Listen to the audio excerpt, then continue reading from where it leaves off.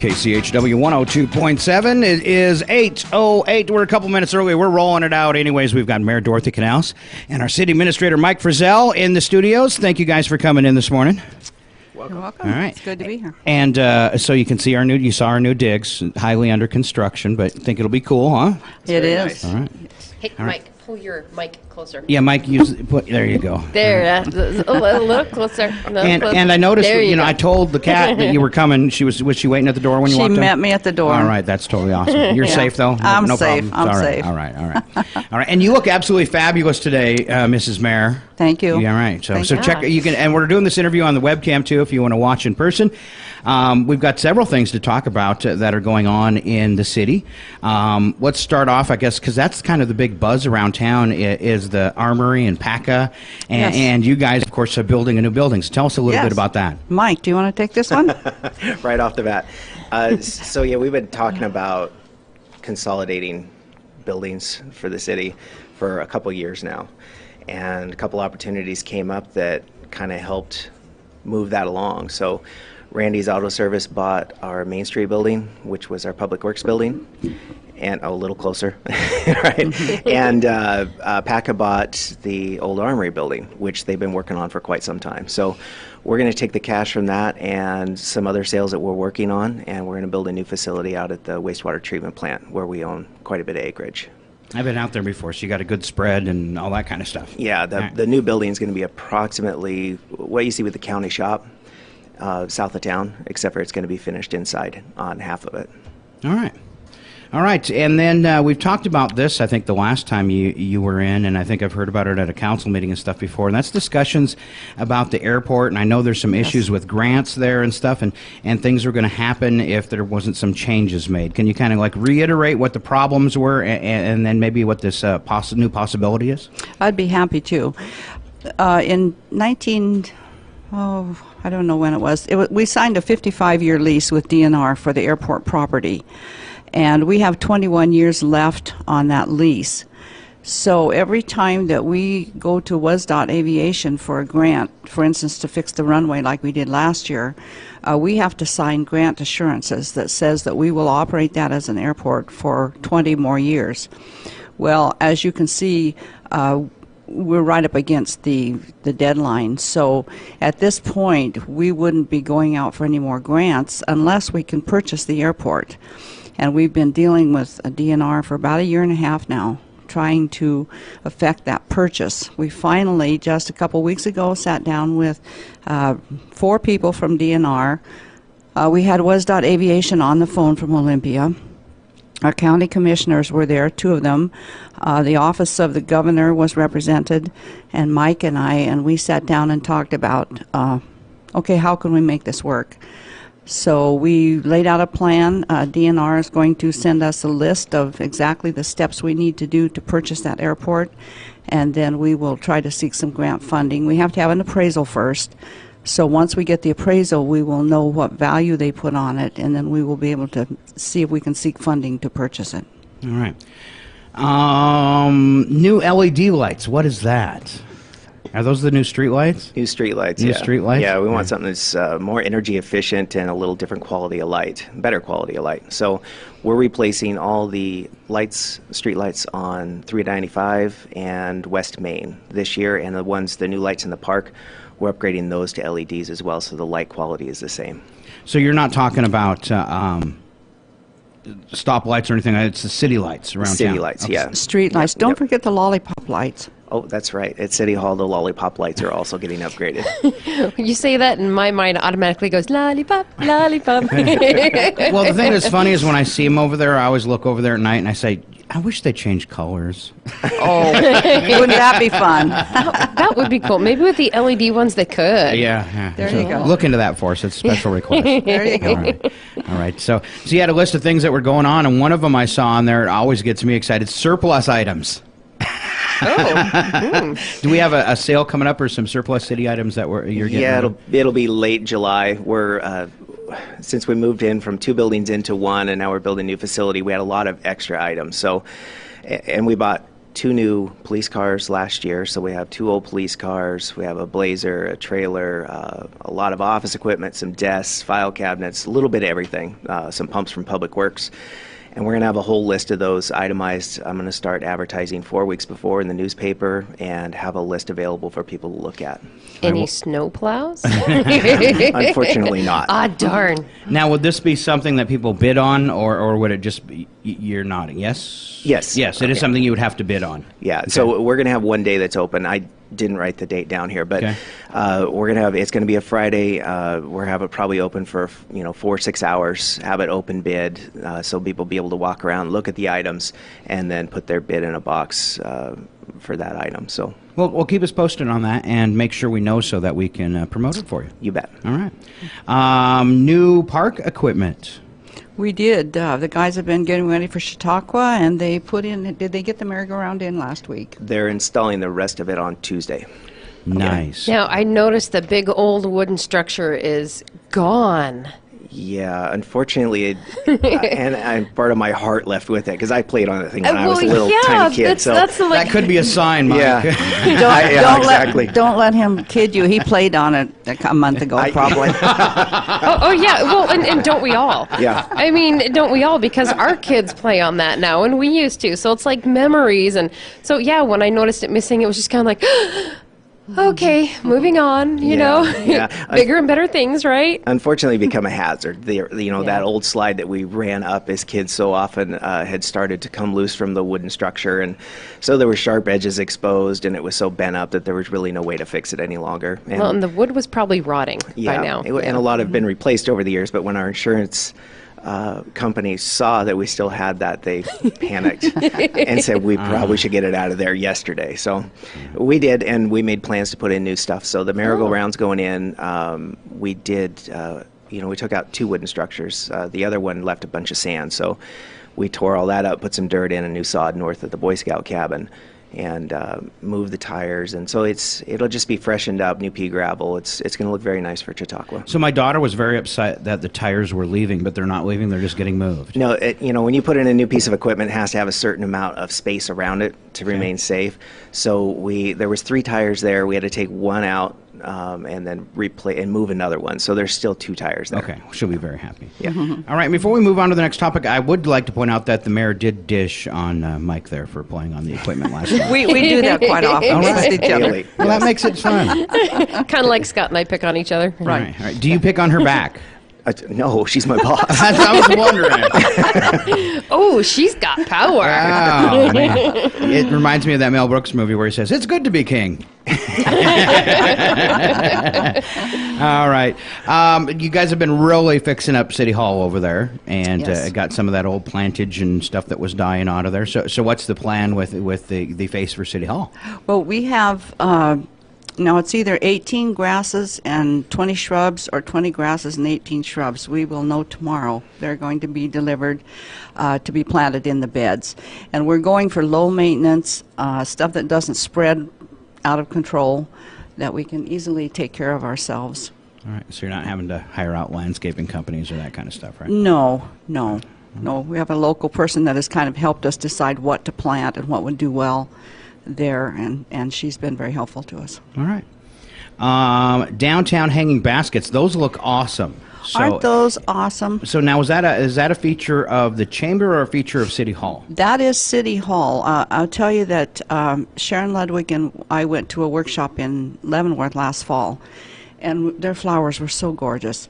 So we asked the people there who does their baskets, and they said, we'll go to City Hall. They take care of them. So we went to City Hall.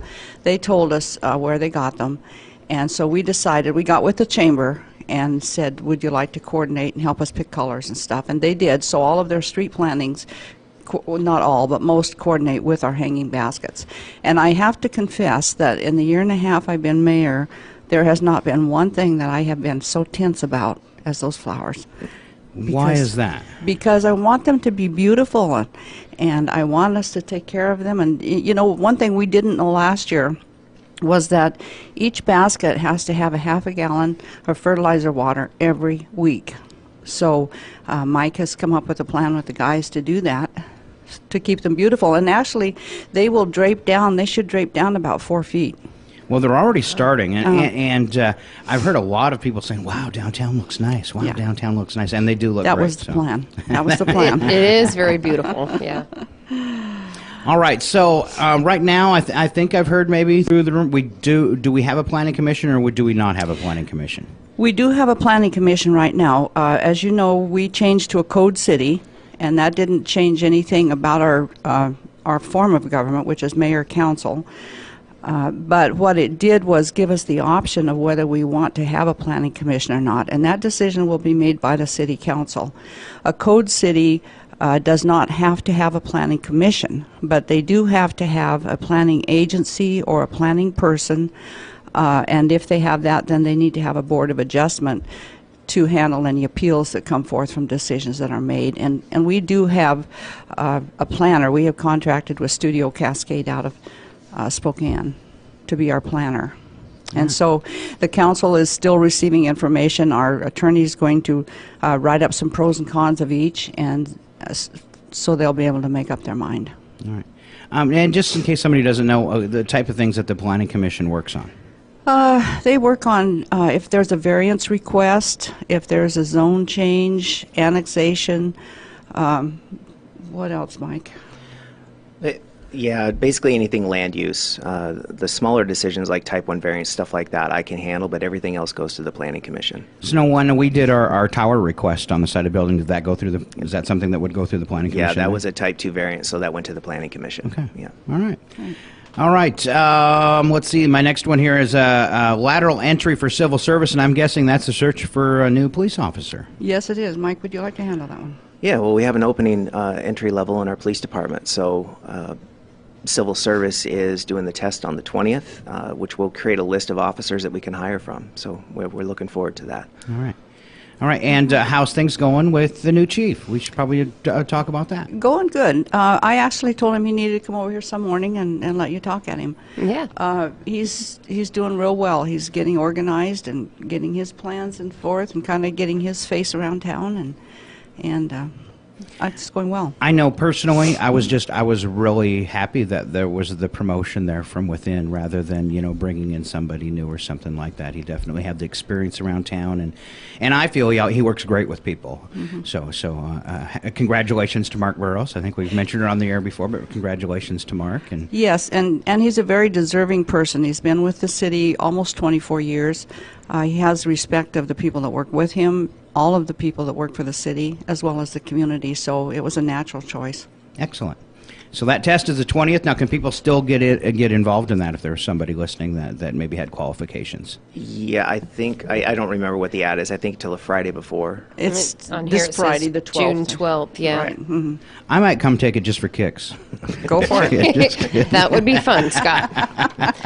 They'd have to get you a midget car. That's right. They'd save on money that way. A county sheriff detective left me a junior badge the other day. So I was milking that one, saying, "There's a new sheriff in town. He's kind of little." Yeah. So, all right. You've got a big meeting coming up this weekend, right? On Friday, every quarter, the Northeast Washington mayors meet, and it's actually the membership is probably 50, 60 people. Not very many people show up, but these move from city to city. Last year, I was the president. This year, a lady from Roselia is the president, and so we'll meet in Spokane Valley this Friday.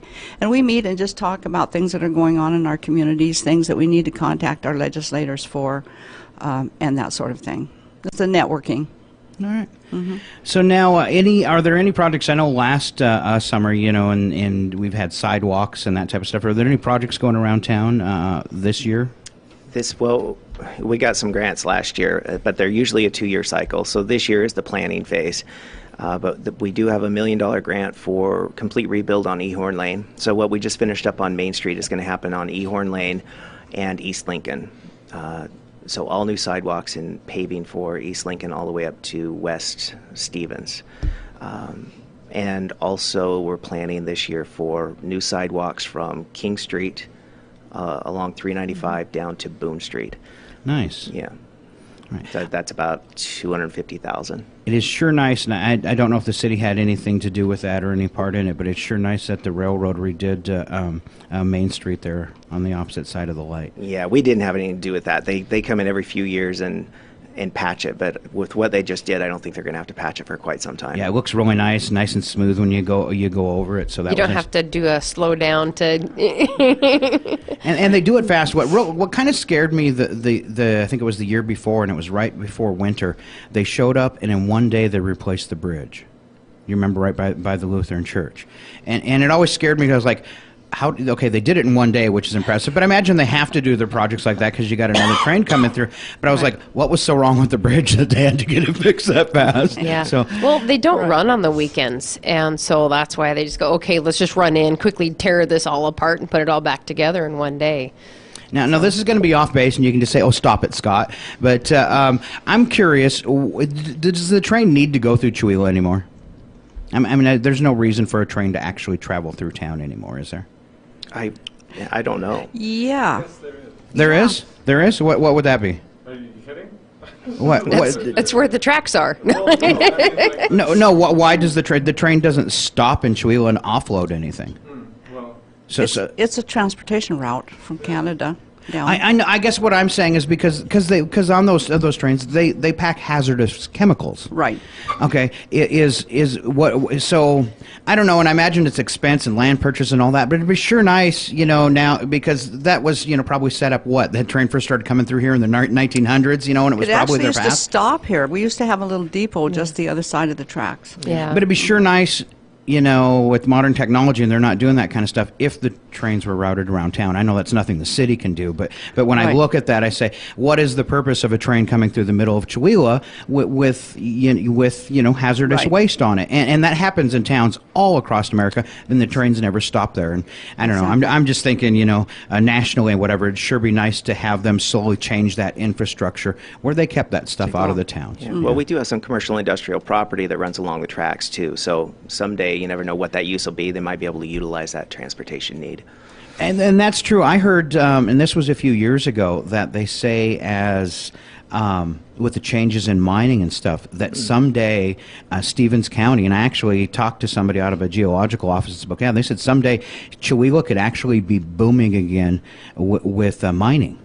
Because of they abandoned all these mines here because they couldn't get to it easily anymore. But the technology has changed, and as prices and markets change and all that one day Chewelah could boom again in mining because there's a lot of stuff left in the hills. That might scare some people, but Right. so I guess you never know. There could be a day 10, 20 years from now where the train did need to stop and pick up boxes of ore.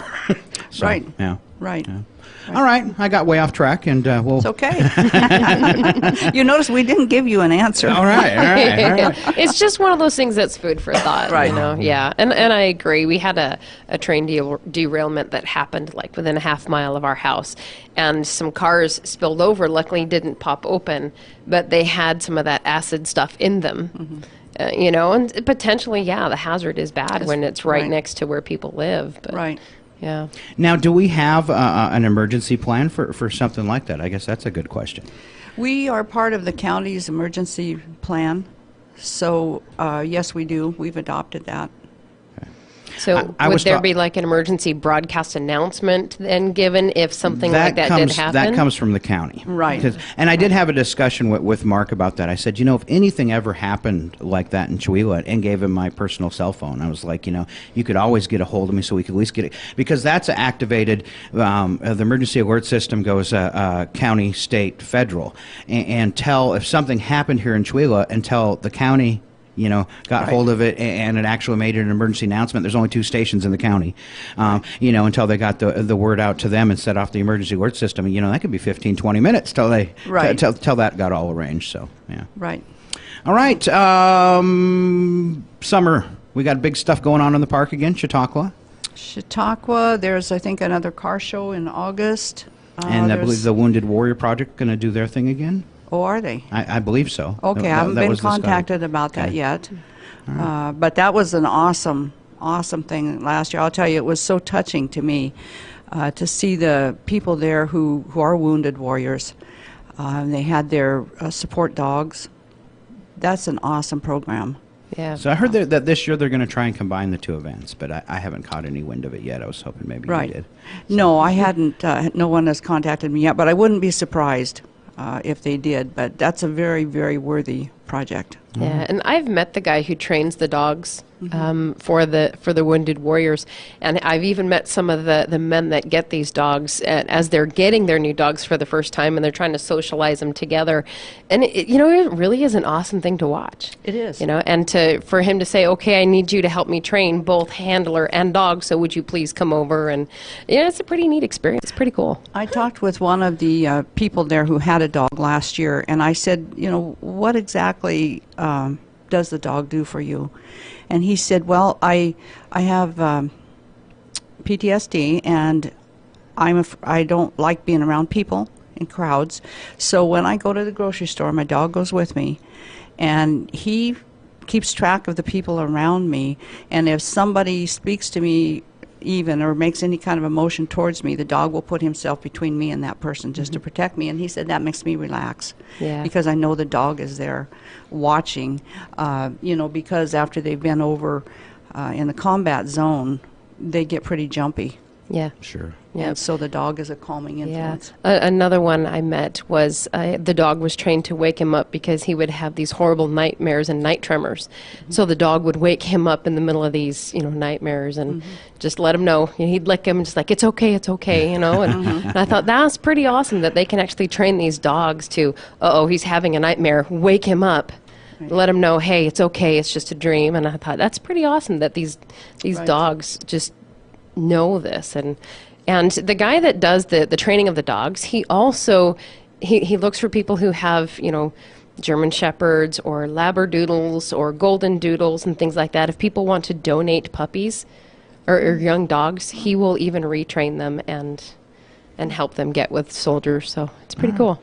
All right, last question I have is before you were elected mayor, what is it now, 3 years, we had the big budget crisis. And as you took over, thanks city for reminding administrator, me, Scott. so we had that big budget crisis. I'm curious, what is the state of the city now? So we've had a few years to try and recover from that. How are things looking? We are doing well. We have realigned some things. We've made different choices. We've just redone the way we organize and work. And I think financially the city is stable. Okay. And I'm still looking for the Attorney General opinion that we asked for over a year ago about whether or not the city was able to transfer surplus funds into the current expense, because the law seems to say we can. So I had Representative Shelley Short ask for an Attorney General's opinion in May of 2014. I just got an email from her the other day when I asked her if she could find out if we were ever going to get one, and she said that she doesn't know where we are in his line of requests for opinions. She thinks this is a pretty big issue for a lot of cities, a lot of utilities, other than Chewelah.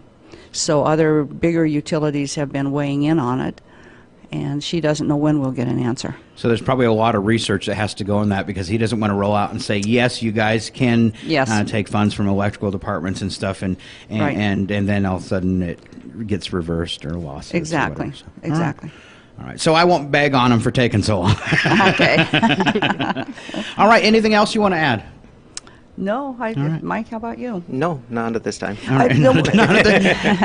You sound like you're in court, Mike. Not at this Not time. at this time. Thing. Well, the one thing I would tell you is that I enjoy so much working with Mike. He's so intelligent, and he's so on the ball. And we take every issue that comes before us and we argue about it.